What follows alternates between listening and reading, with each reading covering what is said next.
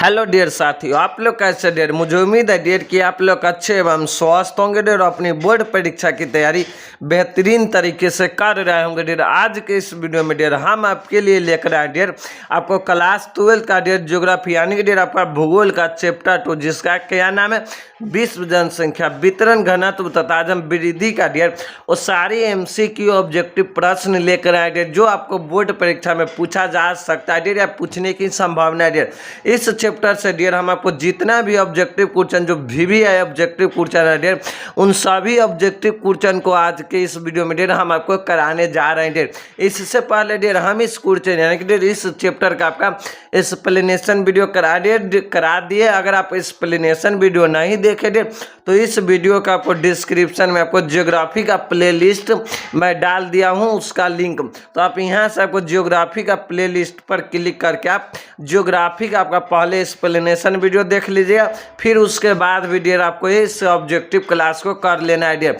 तो एक बात मैं बता देना चाहता हूं डियर कि इस चैनल पर आपको आर्ट्स की संपूर्ण तैयारी फ्री ऑफ कॉस्ट कराया जाएगा डियर, जिसमें आपको हम history, political science, home science और जियोग्राफी के तैयारी बेहतरीन तरीके से कराएंगे डियर। तो चलिए डियर बिना टाइम वेस्ट करते हुए वीडियो को स्टार्ट करते हैं। तो आज का इस सेशन का डियर हमारा सबसे पहला प्रश्न क्या है, तो विश्व में सबसे अधिक जनसंख्या वाले महाद्वीप कौन है, यानी कि पूरे वर्ल्ड में है ना विश्व में सबसे अधिक जनसंख्या वाले महाद्वीप यानी कि विश्व में है ना सबसे अधिक जनसंख्या किन महाद्वीप में रहते हैं डियर, ये आपसे पूछा जाता है डियर। तो आपका ऑप्शन क्या है, ऑस्ट्रेलिया या ऑप्शन नंबर बी में उत्तरी अमेरिका या ऑप्शन नंबर सी में है एशिया या ऑप्शन नंबर डी में अफ्रीका।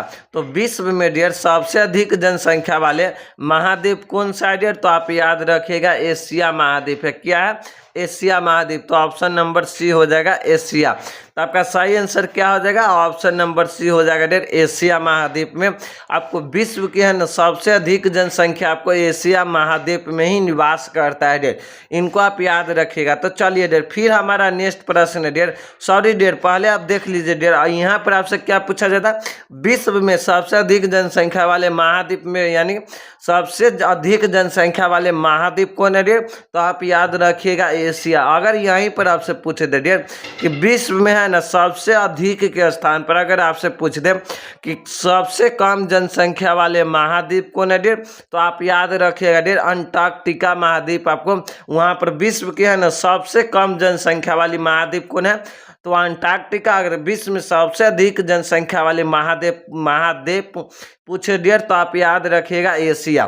तो चलिए फिर हमारा नेक्स्ट प्रश्न है डियर कि प्रवासी यानी कि प्रवासी जो नए स्थान पर जाते हैं क्या कहलाते हैं, यानी कि डियर जो प्रवासी डियर यानी कि डियर हम लोग जो एक स्थान से जो दूसरे स्थान पर जब प्रवास करते हैं डियर, तो हम लोग जब दूसरे स्थान पर जाते हैं ना डियर तो उस स्थान के लिए हम लोग क्या कहलाते हैं डियर, ऑप्शन नंबर ए में अप्रवासी या ऑप्शन नंबर बी में उत्प्रवासी या ऑप्शन नंबर सी में ए बी दोनों या ऑप्शन नंबर डी में इनमें से कोई नहीं।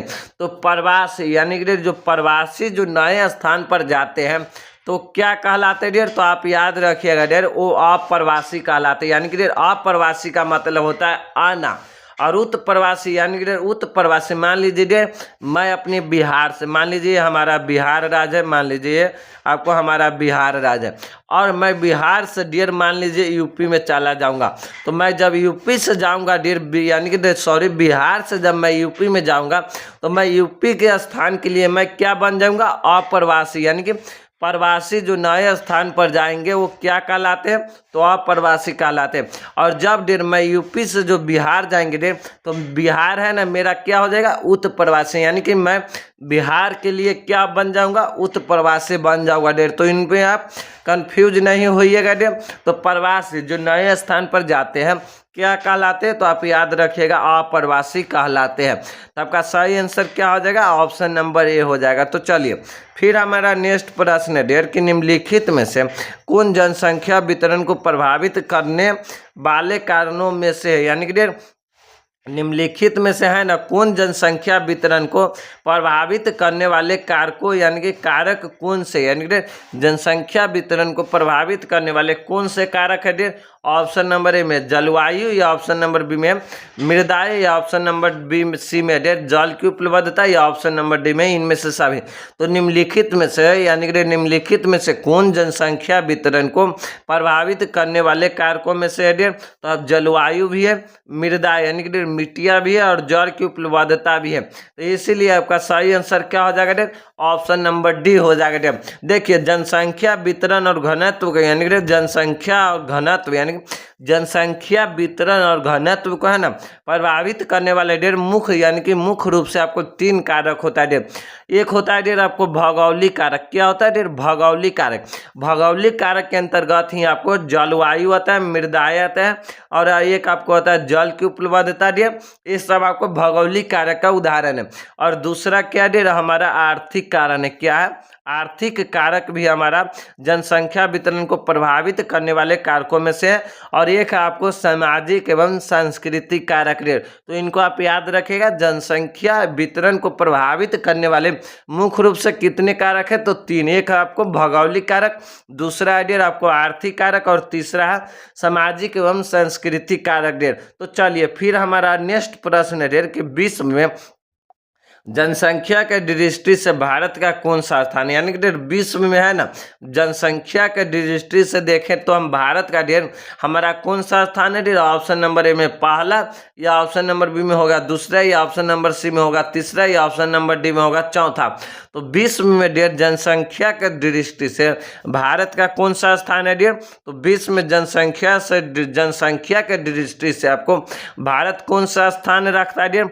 तो आप याद रखिएगा पहला स्थान डेर विश्व में जनसंख्या के दृष्टि से डेर भारत का है ना पहला स्थान है डेर। तो आपका सही आंसर क्या हो जाएगा?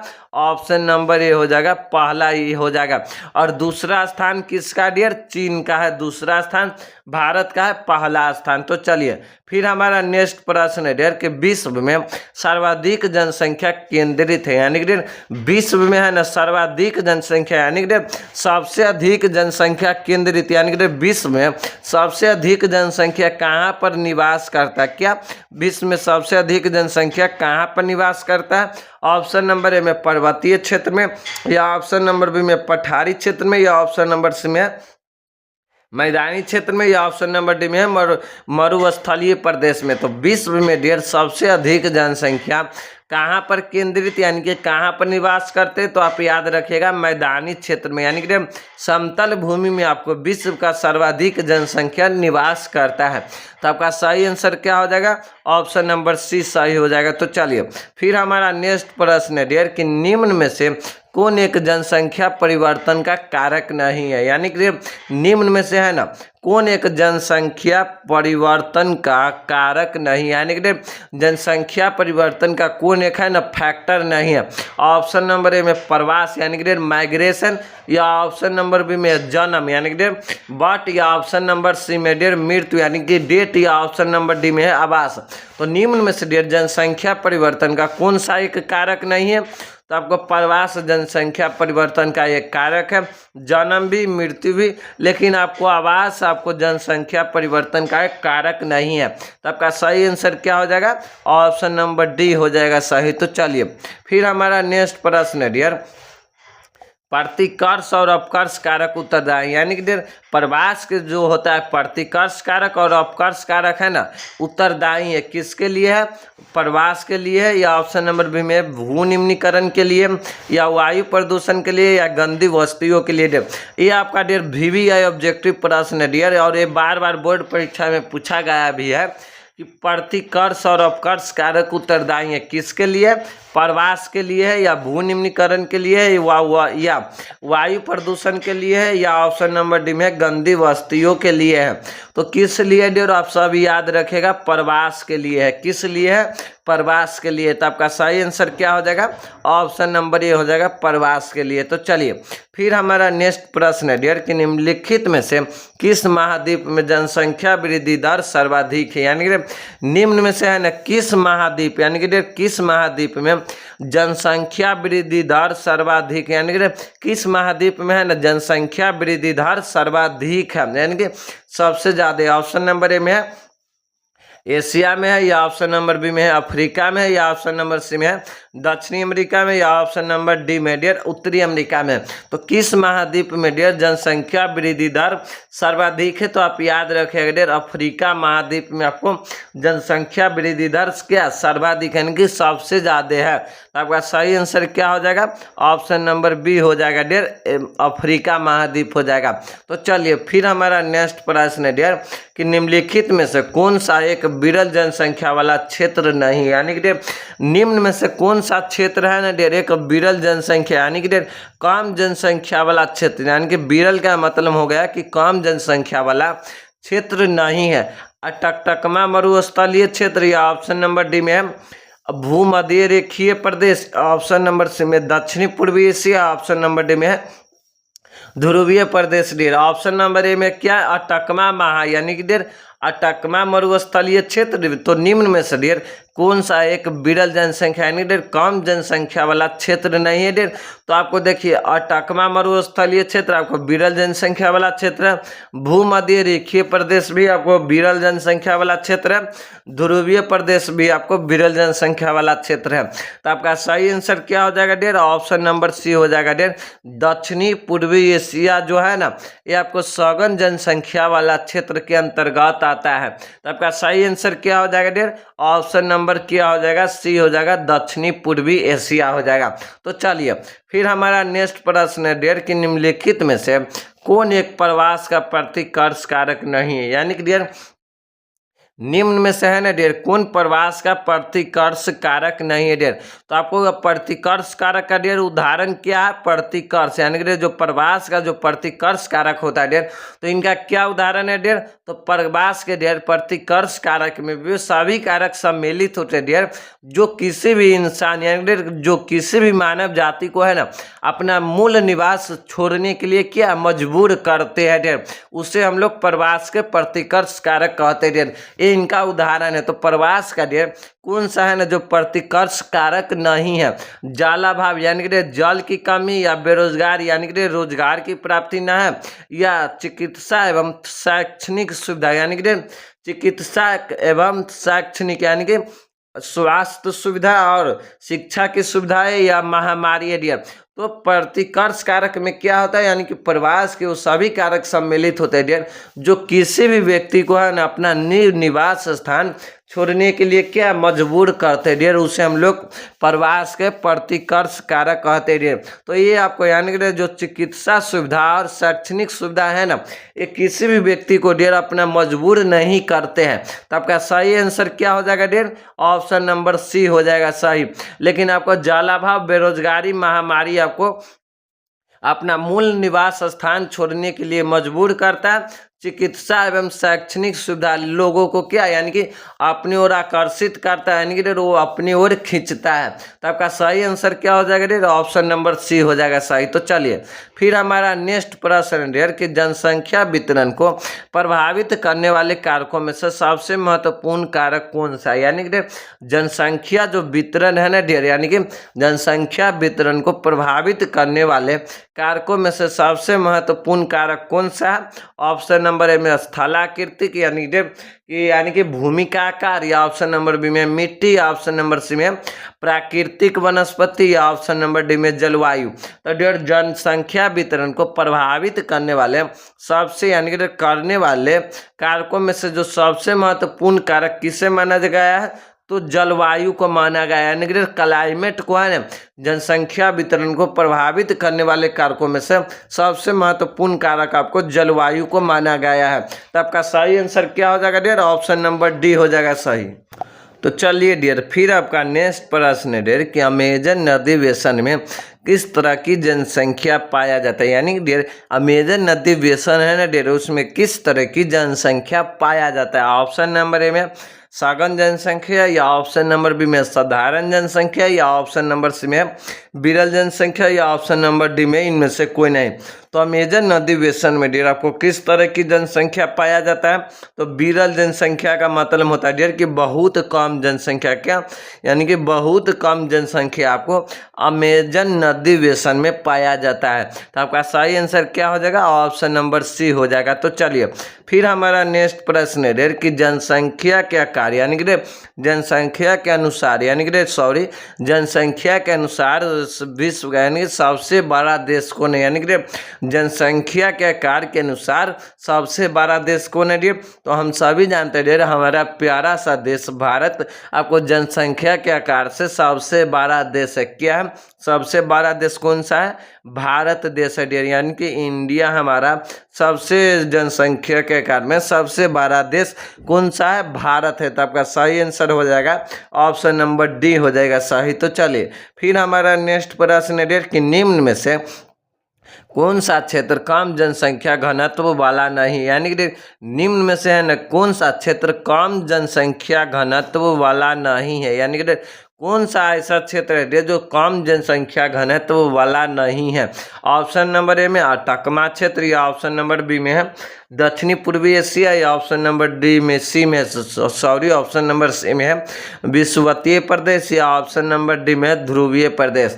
तो निम्न में से डियर कौन सा क्षेत्र डियर आपको कम जनसंख्या घनत्व वाला नहीं? यानी कि डियर कौन सा एक ऐसा क्षेत्र है ना जिसमें कम जनसंख्या घनत्व नहीं यानी कि बल्कि सबसे ज्यादा यानी कि बहुत जनसंख्या घनत्व है डियर। तो किसमें? तो दक्षिण पूर्वी एशिया में आपको सबसे यानी कि डियर ये आपको कम जनसंख्या घनत्व वाला नहीं बल्कि ये आपको ज़्यादा जनसंख्या घनत्व वाला क्षेत्र है। तो आपका सही आंसर क्या हो जाएगा? ऑप्शन नंबर बी हो जाएगा डियर दक्षिणी पूर्वी एशिया हो जाएगा। तो चलिए फिर हमारा नेक्स्ट प्रश्न है डियर कि प्रवास के कारण यानी कि डियर प्रवास के कारण जो विभिन्न स्थानों से लोगों को आकर्षित करते हैं उसे क्या कहते हैं? यानी कि प्रवास के कारण यानी कि प्रवास के वे कारण, यहाँ पर आपको टाइपिंग मिस्टेक है डेर कि प्रवास के डेर यानी कि आप याद रखिएगा क्या डेर कि प्रवास के क्या यानी कि के स्थान पर आपको वे यानी कि डेर प्रवास के वे कारण जो विभिन्न स्थानों से लोगों को आकर्षित करते हैं उसे क्या कहते हैं? अप्रवासी या उत्प्रवासी। तो ये आपको अप्रवासी और उत्प्रवासी दूसरा हो गया डेर यानी कि जो लोग नए स्थान पर जाते हैं तो उनको हम लोग अप्रवासी कहते हैं, और जिस स्थान को छोड़कर जाते हैं डेर तो उस स्थान के लिए उनको हम लोग उत्प्रवासी बोलते थे। ये दूसरा है। यहाँ पर आपसे पूछा जाता है डेर कि प्रवास का क्या वे कारण जो विभिन्न स्थानों से यानी कि अलग अलग स्थानों से है ना लोगों को है ना अपनी ओर आकर्षित यानी कि अपनी ओर खींचता है ना उससे हम लोग क्या कहते हैं? तो अपकर्ष कारक क्या कहते हैं? अपकर्ष कारक यानी कि अपनी ओर आकर्षित करता है डेर उन सभी कारकों को हम लोग अपकर्ष कारक कहते हैं। जैसे में डेर हो गया शिक्षा हो गया, या बेरोजगार की अवसर हो गया, या रहन सहन की अच्छी दशाएं हो गया डेर। तो ये सब है ना प्रवास की अपकर्ष कारक के अंतर्गत आता है। तो आपका सही आंसर क्या हो जाएगा? ऑप्शन नंबर सी हो जाएगा डेर। अगर यहीं पर आपसे पूछ दे कि प्रतिकर्ष कारक यानी कि जैसे में डेर जल के जलाभाव यानी कि डेर जल की उपलब्धता नहीं होना, या जलवायु के कमी यानी कि डेर कहीं का जलवायु क्या अच्छा नहीं है, या वहाँ पर बेरोजगारी है डेर। तो इन सभी कारणों से डेर जब कोई व्यक्ति क्या यानी कि डेर अपने मूल स्थान छोड़ते हैं डेर तो उनको हम क्या कहते हैं? तो प्रवास के प्रतिकर्ष कारक और प्रकाश यानी कि प्रतिकर्ष कारक और प्रवास के अपकर्ष कारक में वो सभी कारक सम्मिलित होते हैं डेर जो किसी भी व्यक्ति को क्या अपनी ओर खींचता है डेर। जैसे नागरीकरण हो गया, या डेर चिकित्सा सुविधा हो गया, या शिक्षा हो गया। तो ये सब आपको प्रवास का क्या अपकर्ष कारक के अंतर्गत आता है। तो आपका सही आंसर क्या हो जाएगा? ऑप्शन नंबर सी हो जाएगा। तो चलिए फिर हमारा नेक्स्ट प्रश्न है डेर कि निम्न में से कौन फूल आकर्षक फैक्टर यानी कि निम्न में से है ना कौन है ना यानी कि फूल यानी कि पूरा है ना आकर्षक फैक्टर यानी कि प्रवास का आकर्षक यानी कि डेर अपकर्ष कारक का कौन सा है ना जो फूल फैक्टर है जो यानी कि व्यक्ति को है ना अपनी ओर खींचता है? निम्न अर्थव्यवस्था यानी कि किसी भी देश का निम्न अर्थव्यवस्था, या बेरोजगारी, या युद्ध, या रोजगार के अवसर। तो निम्न में से डेर कौन है जो फूल आकर्षक फैक्टर यानी कि डियर कौन सा एक ऐसा फैक्टर है डियर जो व्यक्ति को है ना अपनी ओर खींचता है। तो रोजगार के अवसर आपको व्यक्ति को है ना अपनी ओर खींचता है। तो आपका सही आंसर क्या हो जाएगा? ऑप्शन नंबर डी हो जाएगा। क्या हो जाएगा? ऑप्शन नंबर डी हो जाएगा। तो चलिए फिर हमारा नेक्स्ट प्रश्न डियर की विश्व यानी कि डियर किस वर्ष विश्व की जनसंख्या 6 अरब हुई? यानी कि डियर किस वर्ष में है ना विश्व के यानी कि कौन सा साल हमारे विश्व का जनसंख्या कितनी 6 अरब, यहाँ पर आपको टाइपिंग मिस्टेक है डियर, 6 अरब है यानी कि 6 अरब जनसंख्या हुआ था डियर। ऑप्शन नंबर में 1950 में या 1975 में, या ऑप्शन नंबर सी में डियर 1800 क्या 1830 ईस्वी में, या 1999 ईस्वी में। तो विश्व की जनसंख्या डियर किस वर्ष 6 अरब हो गया था डियर? तो आप याद रखिएगा डियर हमारे विश्व की जनसंख्या 6 अरब कब हुआ था?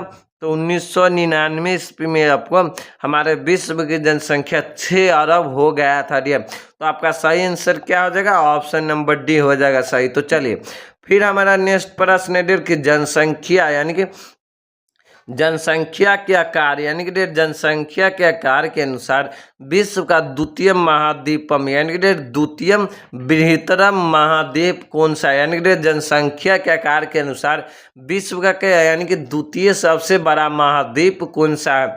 ऑप्शन नंबर ए में एशिया, या ऑप्शन नंबर बी में उत्तरी अमेरिका, या ऑप्शन नंबर सी में यूरोप, या ऑप्शन नंबर डी में अफ्रीका।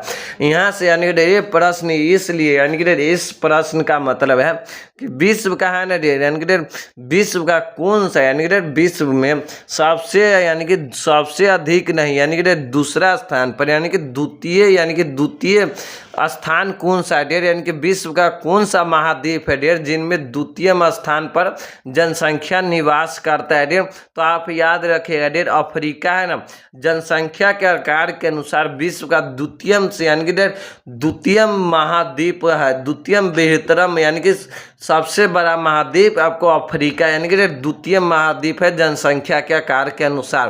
तो आपका सही आंसर क्या हो जाएगा? ऑप्शन नंबर डी हो जाएगा। तो चलिए फिर हमारा नेक्स्ट प्रश्न है डियर कि निम्नलिखित में से कौन एक जन स्थानांतरण का अपकर्ष कारक नहीं है? यानी कि निम्नलिखित में से है ना कौन जन स्थानांतरण का मतलब होता है डियर जब हम लोग किसी भी एक स्थान से दूसरे स्थान जाते हैं डियर तो हम उनको क्या कहते हैं? जन स्थानांतरण। जन का मतलब यानी कि लोग, स्थानांतरण का मतलब होता है कि एक स्थान से दूसरे स्थान पर जाने की प्रक्रिया को ही जन स्थानांतरण बोलते हैं। तो वही पूछा जाता है डियर कि निम्नलिखित में से कौन है ना जन यानी कि लोगों का स्थानांतरण का अपकर्ष कारक नहीं यानी कि कौन सा है नहीं एक जो आपको अपकर्ष कारक का उदाहरण नहीं है? रहन सहन की निम्न दशाएं, या रहन सहन की अच्छी दशाएं, या शांति एवं अस्तित्व यानी कि ऐसी जगह जहाँ पर हमेशा शांति एवं अस्तित्व बना रहता है, या अनुकूल जलवायु यानी कि अच्छी जलवायु होना। तो निम्न में से डियर कौन जन स्थानांतरण का अपकर्ष कारक नहीं है डियर? तो आप याद रखेगा रहन सहन की निम्न दशाएं का मतलब होता है डियर कि रहन सहन की अच्छी दशाएं ना होना डियर, ये आपको डियर अपकर्ष कारक का उदाहरण है। तो आपका सही आंसर क्या हो जाएगा? ऑप्शन नंबर ए हो जाएगा सही। तो चलिए फिर हमारा नेक्स्ट प्रश्न है डियर कि विश्व में जनसंख्या को कितने यानी कि विश्व में जनसंख्या का कितने प्रतिशत भाग एशिया महाद्वीप में निवास करता है? यानी कि विश्व में जनसंख्या का है ना कितने प्रतिशत जो भाग है एशिया महाद्वीप में निवास करता है? ऑप्शन नंबर में 40% या 60% या 50% या 25%। तो विश्व में जनसंख्या का कितने प्रतिशत भाग एशिया महाद्वीप में निवास करता है? तो आप याद रखिएगा 60%। कितनी? 60% भाग आपको एशिया महाद्वीप में निवास करता है। तो आपका सही आंसर क्या हो जाएगा? ऑप्शन नंबर बी हो जाएगा डियर। और यानी कि अगर भूमि कितना डियर यानी कि विश्व में यानी कि विश्व में कितने प्रतिशत भूभाग एशिया के में यानी कि 10% ही भूभाग पर डियर एशिया महाद्वीप में आपको विश्व की टोटल 60% जनसंख्या निवास करता है डियर। इनको भी आप याद रखिएगा। तो चलिए फिर हमारा नेक्स्ट प्रश्न है डियर कि निम्नलिखित में से कौन सा क्षेत्र सघन जनसंख्या वाला है, यानी कि डियर निम्न में से है ना कौन सा क्षेत्र सघन, यानी कि डियर सघन जनसंख्या का मतलब होता है डियर कि अधिक अधिक, यानी कि बहुत ज़्यादा या अधिक जनसंख्या वाला क्षेत्र है डियर। तो दक्षिणी पूर्वी एशिया या भूमध्य रेखीय प्रदेश या ध्रुवीय प्रदेश या मरुस्थलीय प्रदेश। तो निम्न में से डियर कौन सा क्षेत्र सघन जनसंख्या वाला क्षेत्र है, तो आप याद रखिएगा डियर दक्षिणी पूर्वी एशिया है। तो आपका सही आंसर क्या हो जाएगा, ऑप्शन नंबर ए हो जाएगा, दक्षिणी पूर्वी एशिया हो जाएगा। तो चलिए फिर हमारा नेक्स्ट प्रश्न है कि निम्नलिखित में से कौन विरल जनसंख्या वाला क्षेत्र, यानी कि डियर निम्न में से है ना कौन सा एक क्षेत्र है डियर जो विरल जनसंख्या यानी कि डियर बहुत कम जनसंख्या वाला क्षेत्र है। ऑप्शन नंबर में पश्चिमी यूरोप या दक्षिणी पूर्वी एशिया या उत्तर पूर्व संयुक्त राज्य अमेरिका या पश्चिमी ऑस्ट्रेलिया। तो निम्न में से डियर कौन एक विरल जनसंख्या वाला क्षेत्र है, तो आप याद रखिएगा पश्चिमी ऑस्ट्रेलिया आपको विरल जनसंख्या वाला क्षेत्र है। लेकिन आपको पश्चिमी यूरोप, दक्षिणी पूर्वी एशिया, संयुक्त अरब उत्तर पूर्व संयुक्त राज्य है, इन तीनों आपको सघन जनसंख्या वाला क्षेत्र है, लेकिन आपको विरल जनसंख्या वाला क्षेत्र है। तो आपका सही आंसर क्या हो जाएगा, ऑप्शन नंबर डी हो जाएगा सही। तो चलिए फिर हमारा नेक्स्ट प्रश्न है डियर विश्व की 90% जनसंख्या कितनी प्रतिशत स्थल पर निवास करता है, यानी कि विश्व की है ना, देखिए डियर यहाँ पर आपसे पूछा जाता है डियर कि विश्व की 90% यानी कि 90% जनसंख्या कितने प्रतिशत स्थल यानी कि भूमि पर निवास करता है। ऑप्शन नंबर में 5% या 10% या 20% या डियर 30%। तो विश्व की 90% यानी कि 90% जनसंख्या कितने प्रतिशत भूभाग पर निवास करता है, तो आप याद रखिएगा डियर 10% भूभाग पर, कितनी 10% भूभाग पर आपको विश्व की 90% जनसंख्या निवास करता है। तो आपका सही आंसर क्या हो जाएगा, ऑप्शन नंबर बी हो जाएगा सही। तो चलिए फिर हमारा नेक्स्ट प्रश्न है डियर कि निम्नलिखित में से यानी कि निम्नलिखित में से या निम्न में से कौन जननांकिकी संक्रमण की प्रथम अवस्था, यानी कि निम्नलिखित में से है ना कौन जननांकिकी संक्रमण जो यानी जननांकिकी संक्रमण सिद्धांत का कितनी अवस्था है, 3 अवस्था डियर। तो इन तीनों में से डियर आपको प्रथम अवस्था के बारे में पूछा जाता है। ऑप्शन नंबर में उच्च जन्म दर एवं उच्च मृत्यु दर या उच्च जन्म दर एवं निम्न मृत्यु दर या स्थिर जन्म दर एवं मृत्यु दर या ऑप्शन नंबर डी में डियर निम्न जन्म दर एवं निम्न मृत्यु दर। तो निम्न में से डियर कौन जननांकिकी संक्रमण की प्रथम अवस्था है डियर, तो आप याद रखिएगा डियर जननांकिकी संक्रमण सिद्धांत की आपको प्रथम अवस्था में क्या होता है, उच्च जन्म दर होता है और उच्च मृत्यु दर भी होता है डियर। और किसके कारण, इस यानी कि जननांकिकी संक्रमण सिद्धांत के प्रथम अवस्था में डियर जनसंख्या उतना शिक्षित नहीं होते, बेरोजगार होते हैं, किसान लोग होते हैं डियर। तो इसके कारण इस जो अथी है डियर जननांकिकी संक्रमण सिद्धांत की प्रथम अवस्था में आपको उच्च जन्म दर और उच्च मृत्यु दर देखने को मिलता है। तो चलिए डियर फिर हमारा नेक्स्ट प्रश्न है डियर निम्नलिखित में से कौन सा एक यानी कि निम्नलिखित में से कौन सा एक तत्व सही नहीं, यानी कि निम्न में से है ना कौन सा एक तत्व यानी कि कौन सा एक जो कथन है वो सही नहीं है यानी कि गलत है। तो ऑप्शन नंबर में विगत 500 वर्षों में मानव यानी कि विगत 500 वर्षों में मानव जनसंख्या 10 गुना से अधिक बढ़ी, या बी में 5 यानी कि 5 से 6 अरब तक बढ़ने में यानी कि 5 से 6 अरब तक बढ़ने में जनसंख्या को क्या 100 वर्ष लगे, या जननांकिकी संक्रमण के प्रथम अवस्था में जनसंख्या वृद्धि उच्च होता है। तो ये भी सही यानी कि ये भी कथन क्या सही है, और डी में है इनमें से कोई नहीं। विगत 500 वर्षों में मानव की जनसंख्या 10 गुना से अधिक बढ़ी, ये भी कथन आपको सही है। तो ये दोनों आपको नहीं होगा डियर। अब आपको देखना है कि 5 अरब यानी कि 5 अरब से 6 अरब तक हमारे देश की जनसंख्या यानी कि हमारे पूरे विश्व की जनसंख्या बढ़ने में कितनी 100 वर्ष लगे थे डियर। तो ये कथन आपको गलत है डियर। तो आपका सही आंसर क्या हो जाएगा, ऑप्शन नंबर बी हो जाएगा सही। तो चलिए डियर फिर हमारा नेक्स्ट प्रश्न है डियर कि विश्व का सबसे अधिक जनसंख्या घनत्व वाला देश कौन है, यानी कि विश्व का है ना सबसे अधिक जनसंख्या घनत्व वाला देश कौन सा है डियर। जनसंख्या घनत्व हमें क्या बतलाता है डियर, तो आप याद रखिएगा डियर जनसंख्या घनत्व के यानी कि जनसंख्या घनत्व के अनुसार हमें यह पता चलता है डियर कि किन सा देश में या किन क्षेत्र में डियर उनके प्रति यानी कि उनके कुल जनसंख्या यानी कि उनके जो कुल क्षेत्रफल है ना डियर, तो उनके कुल जनसंख्या है जो उनके कुल क्षेत्रफल के कितने प्रति यानी कि प्रति 1 वर्ग किलोमीटर पर कितनी जनसंख्या निवास करते हैं डियर, ये आपको जनसंख्या घनत्व बताता है डियर। जनसंख्या घनत्व हमें क्या बताता है डियर, तो जनसंख्या घनत्व से यानी कि जनसंख्या घनत्व के माध्यम से हमें यह पता चलता है डियर कि किसी भी क्षेत्र या इलाका के डियर उनके कुल क्षेत्रफल क्या है ना डियर, उनके प्रति 1 वर्ग किलोमीटर पर कितनी जनसंख्या निवास करता है वो आपको जनसंख्या घनत्व बताता है डियर। तो ये आपसे पूछा जाता है डियर कि विश्व में सबसे अधिक जनसंख्या घनत्व वाला देश कौन सा है डियर, तो चलिए हम देखते हैं डियर। ऑप्शन नंबर ए में है रूस, या ऑप्शन नंबर बी में डियर अमेरिका, या ऑप्शन नंबर सी में है भारत, या ऑप्शन नंबर डी में है बांग्लादेश डियर। ये आपको डियर 2024 के डाटा के अनुसार पूछा जाता है डियर। तो आपको ये भी याद रखिएगा, आपको 2024 के डाटा के ही अनुसार आपको याद रखना है डियर।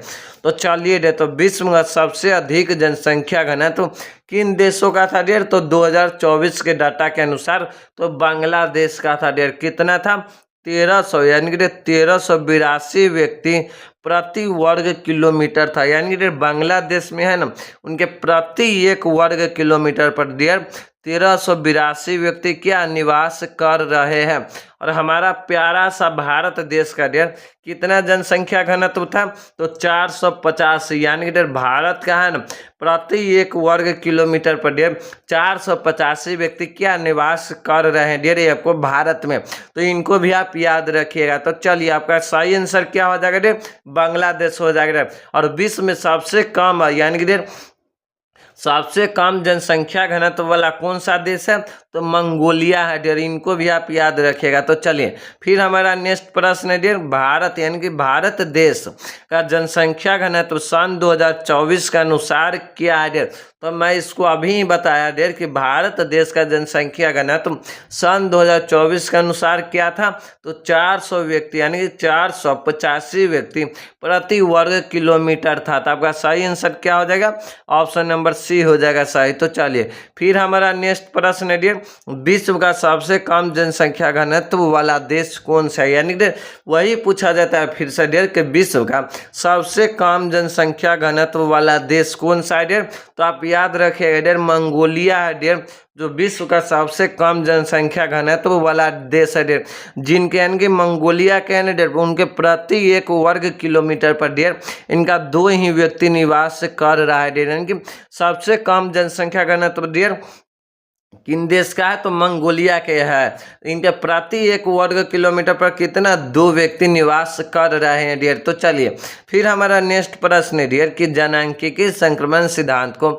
सर्वप्रथम 1929 में किसने प्रस्तुत किया था, यानी कि जो जनसांख्यिकी संक्रमण सिद्धांत जिसे जनसांख्यिकी चक्र भी कहा जाता है डियर, तो उनको सर्वप्रथम 1929 ईस्वी में किसने प्रस्तुत किया था। ऑप्शन नंबर में है W.S. थॉम्सन, या ऑप्शन नंबर बी में है F.W. नोटेस्टिन, या ऑप्शन नंबर सी में है कार्ल रिटर, या ऑप्शन नंबर डी में है एस यानी कि एस पीटर। तो जनसांख्यिकी संक्रमण सिद्धांत को सर्वप्रथम 1929 में किसने प्रस्तुत किया था डियर, तो आप याद रखिएगा डियर W.S. थॉम्सन ने किया था। और इनके सिद्धांतों में कुछ बदलाव करके डियर F.W. ने आपको 1945 ईस्वी में इस सिद्धांत को प्रस्तुत किया था डियर।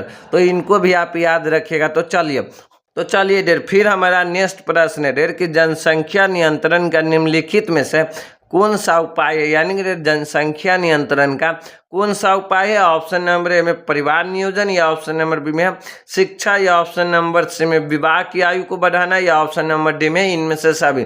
तो जनसंख्या नियंत्रण का डियर कौन कौन सा उपाय है? तो परिवार नियोजन यानी कि फैमिली प्लानिंग भी करना, शिक्षा भी जरूरी है, और विवाह यानी कि जो शादी विवाह होता है डियर उनकी आयु को भी बढ़ाना जनसंख्या नियंत्रण में क्या एक महत्वपूर्ण भूमिका निभाता है। तो आपका सही आंसर क्या हो जाएगा? ऑप्शन नंबर डी हो जाएगा सही। तो चलिए फिर हमारा नेक्स्ट प्रश्न है डियर, और ये लास्ट प्रश्न है इस चैप्टर का डियर, कि जनसंख्या वितरण को प्रभावित करने वाले भौगोलिक कारक कौन कौन से, यानी कि जनसंख्या वितरण को है ना प्रभावित करने वाले में से डियर भौगोलिक कारक है ना कौन कौन से है? तो स्थलाकृतिक भी है, मिट्टियाँ भी है, जलवायु भी है डियर, और जल की उपलब्धता भी है डियर। तो इन सभी आपको जनसंख्या वितरण को प्रभावित करने वालों में से भौगोलिक कारण के अंतर्गत आता है। तो आपका सही आंसर क्या हो जाएगा? ऑप्शन नंबर डी हो जाएगा सही। क्या हो जाएगा? ऑप्शन नंबर डी हो जाएगा सही। तो चलिए डियर इसी चैप्टर के साथ यानी कि इसी क्वेश्चन के साथ हमारा इस चैप्टर का द एंड होता है डियर। अब मैं आपको इसका सब्जेक्टिव क्वेश्चन ला दूंगा और इस चैप्टर का डियर इस प्रकार से हमारा द एंड होगा डियर। तो तब तक के लिए इतना ही, धन्यवाद डियर। अब फिर मिलते हैं डियर अगले वीडियो में किसी एक नए टॉपिक के साथ में डियर। मैं जाते जाते डियर आपसे यह बता देना चाहता हूँ डियर कि हमारे इस चैनल पर आर्ट्स की संपूर्ण तैयारी फ्री ऑफ कॉस्ट कराया जाएगा डियर। तो तब तक के लिए इतना ही, धन्यवाद। फिर मिलता हूँ डियर अगले वीडियो में।